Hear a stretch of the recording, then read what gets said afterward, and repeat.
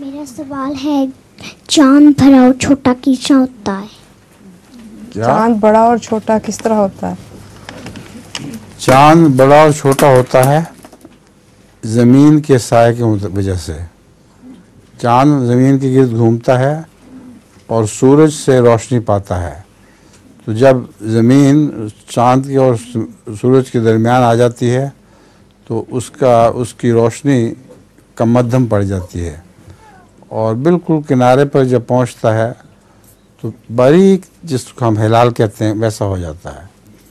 फिर जब वो सूरज ज़मीन चक्कर खाती है फिर दोबारा, तो फिर सूरज की रोशनी ज़्यादा पड़नी शुरू हो जाती है, फिर उसके अलावा और ज़्यादा पड़नी शुरू हो जाती है, यहाँ तक कि कुल्लियतन तमाम तर सूरज की रोशनी ज़मीन एक तरफ हट जाती है, उस पर पड़ती है चाँद पर, तो उसको हम पूरा चाँद कहते हैं। तो ये तरीका है चाँद के घटने और बढ़ने का।